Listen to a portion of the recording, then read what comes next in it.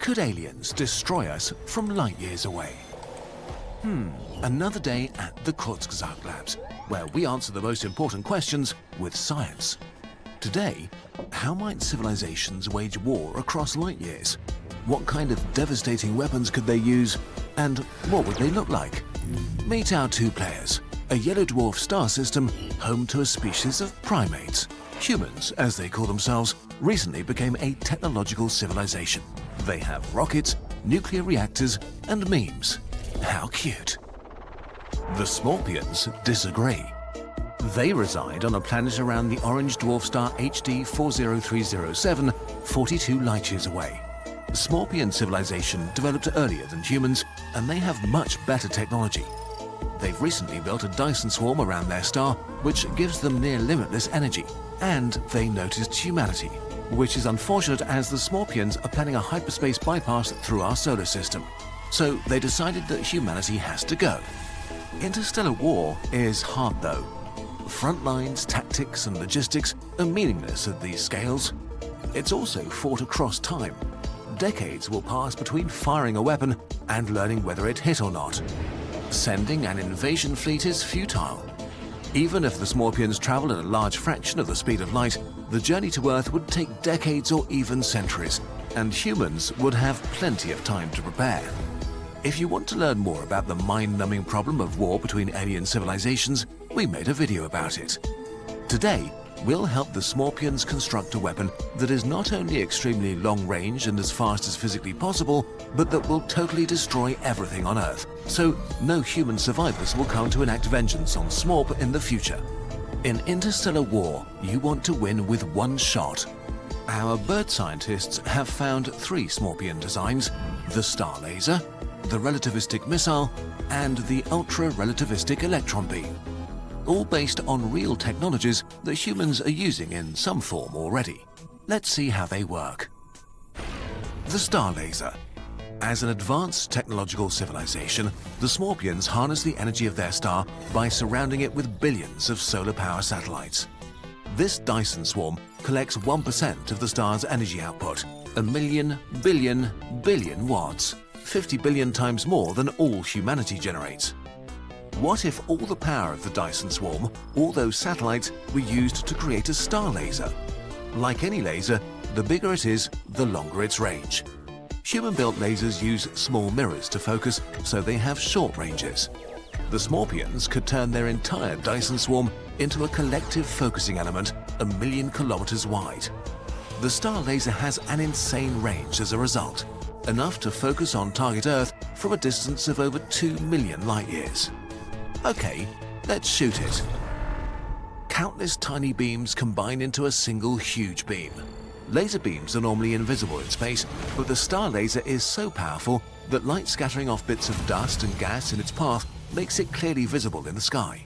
A gigantic column of green light. The laser travels at the speed of light, which oddly enough is still pretty slow on a galactic level. It takes a whole day until the laser has left the Scorpion system, shooting into the emptiness between stars. It will travel for decades, occasionally melting the odd bit of interstellar dust or asteroid.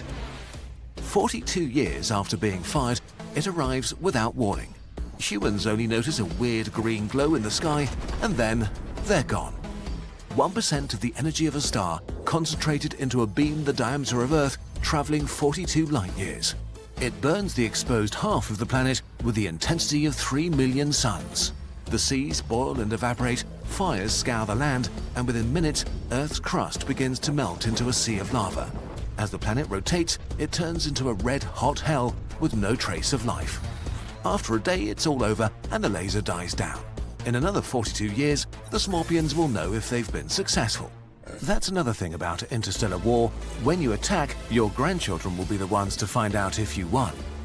It's like all the bombs from World War II exploding in the 80s and us only seeing the effect today. Okay, the star laser's extreme range, speed of light attack, and ability to melt down any target make it a premier interstellar weapon. But is there something else? The relativistic missile. What if instead of converting the energy of their Dyson swarm into a laser, the Scorpions used it to shoot a super bullet?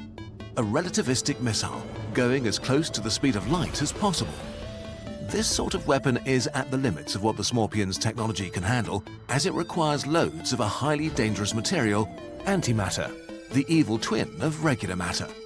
Humans have only managed to produce a few nanograms of antimatter. With their unlimited energy, Smorpions can manufacture it at an industrial scale to build antimatter rockets. When antimatter and matter are mixed, they annihilate, which in more practical terms means there's a big boom releasing gamma rays and plasma. The physics is complicated, but basically, if you have a really strong magnetic field, you can deflect the plasma through a nozzle, just like in the chemical rockets humans use. But it would be much faster. The fastest rocket possibly, basically. Our relativistic missile is much bigger than a skyscraper. At the bottom is the bell-shaped magnetic nozzle 100 meters wide. On top of it are 250 floors filled with antimatter and matter ready to annihilate each other. On the top floor is a 300-kilogram projectile looking quite small, about the size of a person.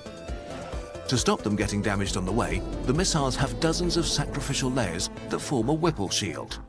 To make sure they do their job, the Smorpions build 1,000 missiles. Let's fire them.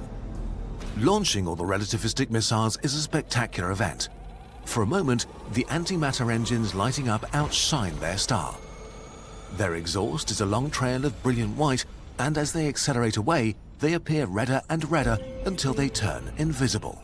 With the extreme amount of energy released by the matter-antimatter reactions, the missiles are accelerated to 99.9999996% of the speed of light. They have effectively infinite range, as there's nothing really to slow them down. They arrive shortly after you can see them. The light from their launch will take 42 years to reach Earth, so human astronomers might see the flash of the missile's launch, and then a few days later, they'll hit. Not enough time to prepare. Each relativistic missile packs the kinetic energy of a dinosaur killer asteroid, so only one needs to hit. They never reach the ground, disintegrating instead at the edge of Earth's atmosphere. Intense blue flashes set everything on fire. Then continent-sized fireballs slam down on the surface to smash everything into dust, repeatedly, until nothing is left but rubble and smoke. So, interstellar missiles with unlimited range, minimal warning, and delivering complete destruction of a planet's surface. Nice. But Nice. they are It might come tomorrow, actually, right? Or a couple of days. Might.